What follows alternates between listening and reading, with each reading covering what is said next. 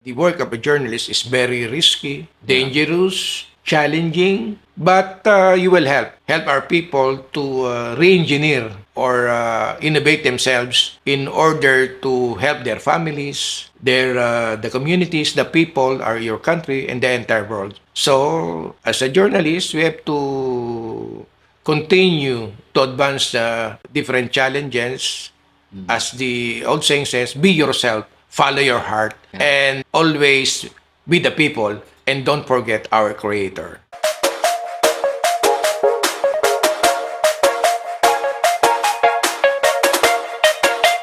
Welcome, everybody, to this edition of Uplift. And today, I have a very special guest with us. He is a radio announcer, he has his own radio show, and he has a very, very interesting advocacy and story about his life and his career path.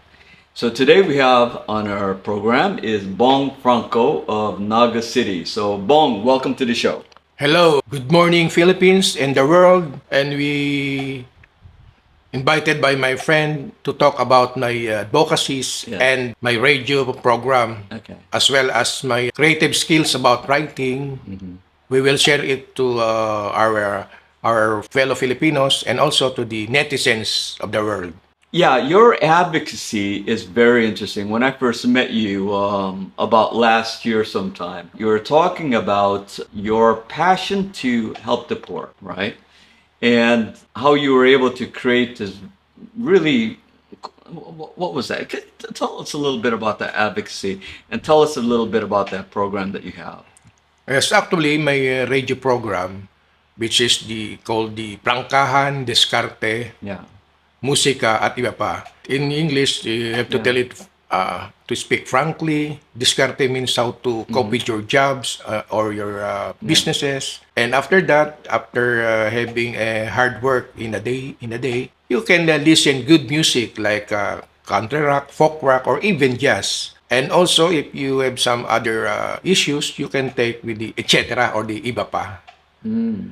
But particularly about my program, it is having it right time because I want to share right information, not fake news or fake information, especially during this advent of social media and using gadget, computers, or cell phones. We must be very accurate and very frank in informing the people of our country and the world that here it is about the day-to-day activity in the Philippines, in our community, and about myself. I want to share my advocacies like helping our marginalized citizens in our community, and also to share our experiences to the other countries and to entire world. Around the world. Yes. Right. Okay. So, your advocacies, could you tell us a little bit more about how you were able to start this advocacy? I mean, is this something that you've always been passionate about? And why did you start it in the first place? Yes, actually, my program have started a decade ago in our local radio time. Then I transferred to DWIC because during that time, there is a election last year. So it is my duty to inform the citizenry to pick their choice of our new leaders in our country, especially that the different issues must be relayed to our people and also to the world that this is our country, the Philippines, supposedly a bastion of democracy in this part of Asia, as we have learned about the colonial culture and also the American democratic system. But here in the Philippines, so we have many different ethnic groups, especially we have also different languages and dialects. So we have to cope and adjust to different regions. That's why there are some people, and including me, who are advocating also for a federal form of government. To have a distinct and particular adjustment to some regions, how to improve their living standards, and also to propagate their new products, new inventions. So our country, the Philippines, who is still part of the third world, will be a new developing country in this part of the world, and to share it to the other countries and to the entire world. You know, earlier you said that you wanted to combat all of the fake news, especially that is all over social media, right? Where you're Yes. getting your news source from? Well, I'm getting different sources, especially to the written messages, especially from the print media, because I am a part of the print media, which I started with the local newspaper here, the Box Bicol, Mm. which have already which already defunct for several years because of the competition Mhm. among the local papers, and as a staff of the technology dispatch under the former chairman of the National World Journalist Organization, the International Organization of Journalists, which is based in Prague. Mr. Tony Jeba, who has been, we are sharing our experiences as journalists in this part of the world, and also to combat, especially the fake news, and Mhm. also some, let's say, violations in press freedom, Mhm. in spreading the truth. So, it will help our government, our community, our people to determine what is the proper and good direction to improve our standard of living, our lifestyle. Mhm. So, we have to enrich and have the total, let's say, total gift of God to the mankind. Mm. Now, you sound like a very high intellectual. Thank you, thank you. Okay. And I'm sure a lot of people will agree. Being part of the journalist society here in the Philippines and even abroad, as you were mentioning, because you're part of that society, was this something that you were interested in from very on in the beginning, to be able to say to yourself, you know what, this is a cause that I want to be able to promote? Yes, just what I have said earlier, that in this age of Yeah. computer, the new gadgets, new the cell phones, This. I think there is an emerging sector or class in our time. During the let's say the ancient times, there are the slave people. It's under the kings. Mhm. Then later, with the advancement of, let's say, improving the trades, there is the new class, the, let's say, the farmers or the agricultural workers. Then with the advent again of the new technology or the industrial revolution, the new emerging class during that time is the working class. That's why there are different ideas to how to improve the living standard of living of people, not only the Philippines, but in the entire world. But because of the law of uneven development, the development of different areas are depending on their advancement of technology, of their education, as well as their how the leaders lead them. Like during the old times, Alexander the Great was able to conquer the Persian Empire under King Darius. But due to this, during the old times, with the use of, let's say, swords or Mhm. chariots. But now we are now in the, let's say, in a critical world with the invention of different war materials. There are, let's say, as indicated or predicted and revealed in the Bible, we are supposedly in the Yeah. last times. Yeah. So, so also in the Bible, with that struggle because of human greediness Mhm. or oppression, there is a struggle among different classes how to, let's say, how to improve and liberate themselves of poverty. But I am very positive that our Creator, provided every good things in our world, but only with the choice of the human or the human being how to improve themselves and liberate themselves of this oppression or let's say poverty, then we will have a total human personality in order to change our world for the better. You know, you had this program that you introduced me when I first met you, and it was about helping the poor, right? Yes. How did you come about that program? And could you tell our viewers and our listeners a little bit about that program and how it benefits the poor?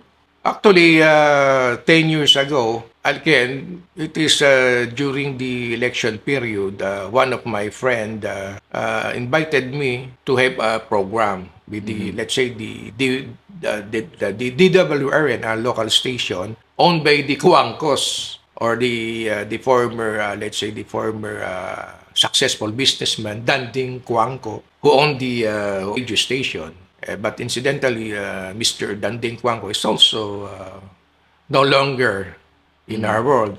He is in another world. But because of my advocacy to inform the people about the proper information, and also again, it is during the election period in May 2013. My friend invited me to have a, let's say, a new program, and that is the beginning of my program, the Prangka Discarte And what is that program? What does it do? Yes, as I said earlier, the program informed the people about the situation in our country, in the field of business, in the field of production, in the field of relationship, So it's and more also educational. yes, education, and also how to choose our leaders. Especially that our country recently have already paid the several debt with the World Bank.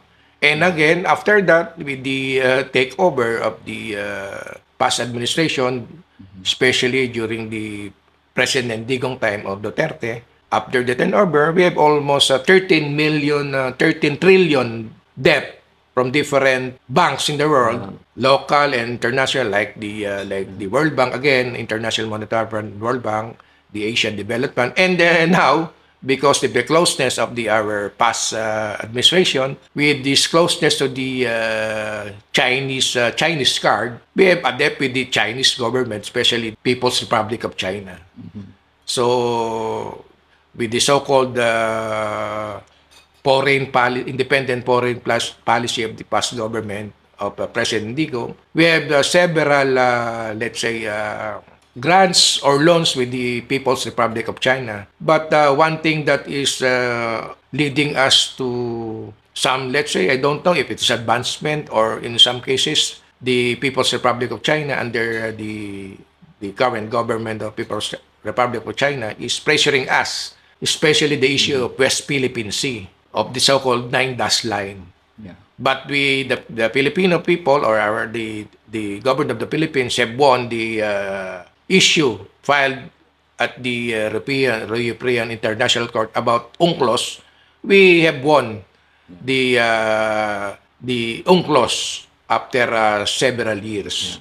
So we are now in the so-called struggle how to implement the decision of the International Court about the UNCLOS vis-a-vis with the Chinese or the People's Republic of China's intrusion to Philippine waters. So I don't want this to become a, let's say, a spark to spark a regional, let's say, regional proxy war about powers that be, like the United States, and also the emerging new powers, the People's Republic of China. What do you think about the Philippines, especially with BBM now getting closer to the United States? Well, it is understandable that the current president, President Bongbong Marcos Jr., to renew our ties with the United States government because of our, let's say, old tradition. Especially there is a mutual treaty about the Philippines and the United States government, which I remember the Mutual Military Treaty You think it's a good thing? back in 1951. I think in some ways it is a good thing in some ways, but in some situation it is not also good for the Philippines, especially that China is pressuring our economic zone to enter our economic zone at the West Philippine Sea, and of course the United States is must also help us in order to have a balance of power. Yeah. I think in the end, we were pro-China under Duterte, and now we are becoming more pro-US, you know, with BBM. So I think it's a healthy balance. Then again, I mean, I know we could talk about politics and geopolitics all day long, but I really want to hear and know more, a little bit more about you, the man, Bong Franco. How were you able to pursue, and why you were able to pursue this current passion of yours? Well, my current passion and my advocacy is of course to let the people have to analyze the situation. Yeah. But through my let's say as to use me as an instrument to spread the right information. Right. So our leaders and our people should decide in a decisive position or a decision. So in the end, our country will end victorious in these current times. Now, you're currently broadcasting your message to mostly to radio, correct? And it's on Radio Naga, if I'm Yes, correct. the DWIZ. And but your outreach is only limited, right? And since a good majority of those who are listening to radio tend to be a certain kind of demographic, right? Because not everybody is listening to radio as much anymore, right? So you're reaching out to far-flung communities whose only access to some form of entertainment is radio, correct? How are you spreading your message out more to the general community, also to the community, not only on a local level here in Bicol, but also nationwide and maybe even global, right? Are you thinking about social media, which you have spoken a little bit about against, right? Maybe having a YouTube channel. I mean, what's your plan for the future? Of course, my plan about my program, I am having a proposal to have a new sponsors in order to maintain the radio program because my radio program, the Prangkan, Diskarte, Musika at iba pa, is a production by my own outfit. Yeah. It so to have in order to have many sponsor, I will talk to let's say sponsors that are generous to help my radio program in order to maintain it and to have more sharing of information and experiences to our country and friendly people like you, my friend, and also to continue to help the marginalized sector in our country. So, once again, earlier, it's Radio Naga is centralized around to the Naga, this sector of the Bicol. If you're going to spread your information, even nationwide, you might have to get into a much more national kind of coverage, right? What's your plans for that? Do you have a plan? Right now, I am following up my new sponsors Expand it. yes, to expand it and to of course to have a new contract with the sponsor so I can continue my program here not only in Naga but Yeah. to other places of our country and of course the entire world. So, aside from your radio program, what else do you do? Right now, with the emerging new class, which I said earlier, the so-called networker, I think with the advent of the, let's say, the internet, the computers, the new gadgets, there is a new emerging sector in our time, the so-called networker. So in order to pursue this, you must have or own a gadget. Without the cell phone or with the Sure. computers, you cannot, You cannot connect work with people. or you cannot connect with the people, right? Yeah. Especially during the old times, the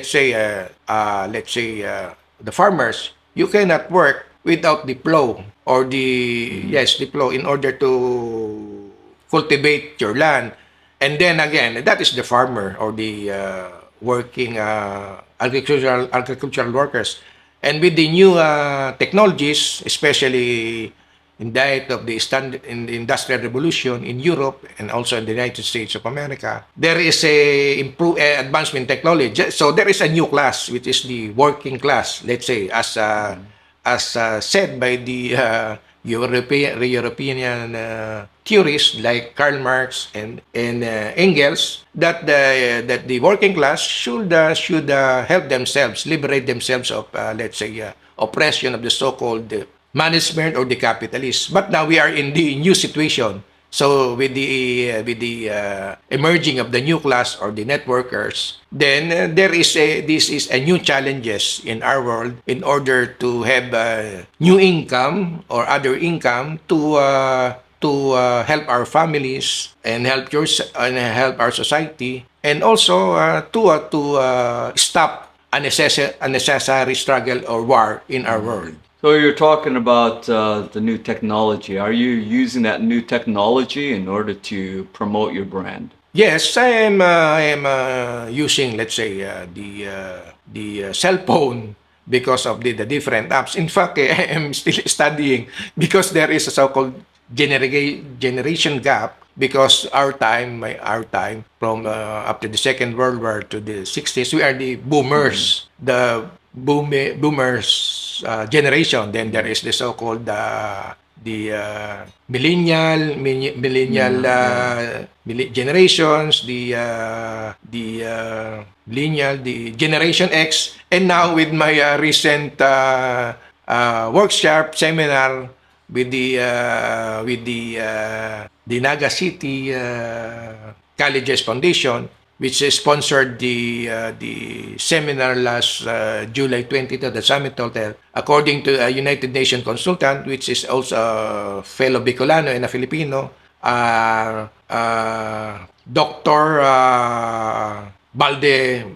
Baldemore, we are in the alpha generation because of the new advancement, the so-called artificial intelligence. Yeah, AI is going to be taking Yes, over so we are eventually. the alpha, the new Yeah, alpha generation. right. So you're going to have to be able to adjust your, I don't know, you adjust your platform to be able to, to combat AI, because AI right now is going to be coming out. It's going to be a lot more stronger. It's going to be coming out with its own news, right? With its own generation, how it's going to be generating information. It's now going to be in the hands of AI, right? Possibly. Yeah, and one of the things that scares a lot of people, especially how it's going to be replacing jobs and all.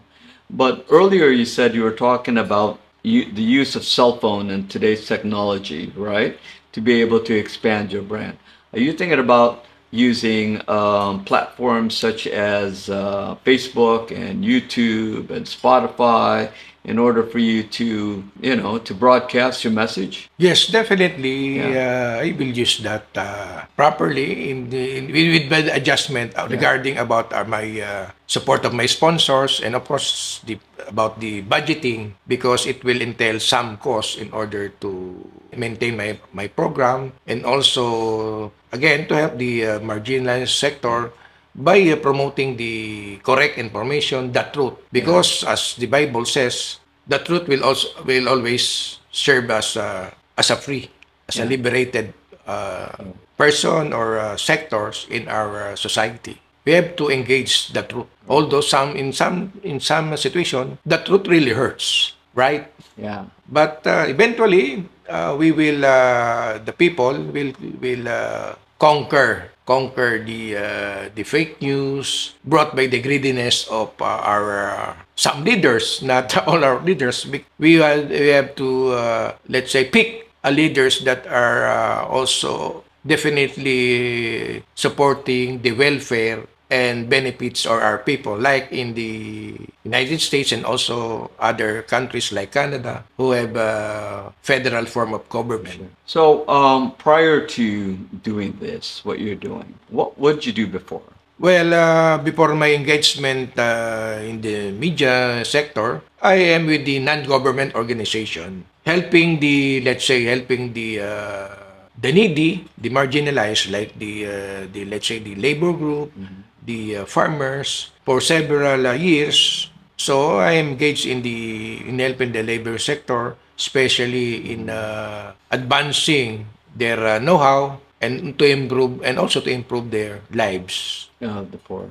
Yes. Well, I think that's very admirable what you're doing. There's many different ways in which the guests that I've had on my podcast go out to engage their advocacies. And a lot of the advocacies always has to deal with people, whether it is in feeding missions or education or welfare programs. But yours is rather unique because your advocacy is in more about the news, right? About information that people are hearing. So your advocacy is about educating, especially the marginalized sectors of our community, in order so that they have better understanding of what's happening in the world around them. So I think that's really interesting because I don't think anybody else is doing that from what I know, right? So your brand is actually very interesting. So, Thank you. right. And what do you see yourself doing in the future? Well, in the future, I think I have to continue helping the needy and the marginalized, as well as to my adjustment for myself and my family with the new technologies. Yeah. Because the advance of the technology today is very fast. Yeah. So I have to adjust. But in the end, we must also not forget our creator, the our creator, no? Because without our creator, we are nothing. So you have a real strong faith Yes. that guides you. Yes. Do you think that is one of the reasons what propels you to continue the work that you're doing? Yes, by engaging ourselves to different, let's say, different activities, you will also combating depression and boredom. Because when you are, let's say, have many things to do, you overcome the depression that having in our day-to-day activity. Right. And also with the help of the God Almighty, we will overcome these little things or big things which become part of the problematic situation in our society and the world. I could only imagine your work. It's not a traditional job. It's actually very challenging for him to pursue his biggest passion. Oftentimes, there's not a lot of money in it, right? You have to search for funding sources to help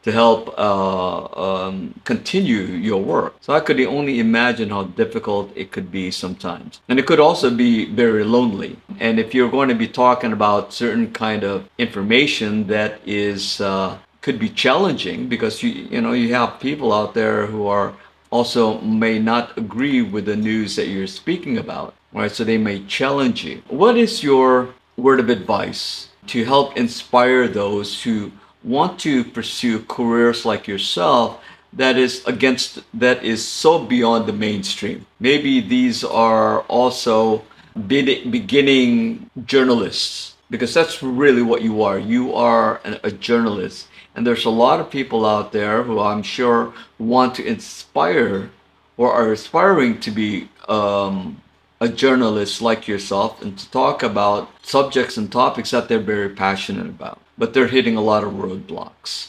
And they're going to be hitting a lot of challenges when they are talking about what it is that really inspires them. But you keep moving on. You've had this radio show now for quite a while, right? What is it that you could tell these people to keep moving on with their passion? Well, of course, in order to maintain of that passion, you must be, let's say, creative and innovative, as well as you must be decisive. What is your direction in life? And you must be also happy in working your passion and your advocacies. Yeah. And one thing to point is also another advocacies in our country. For several decades, there is a, let's say, struggle between the so-called insurgents and the current military situation, like the struggle in Mindanao and other parts of our country.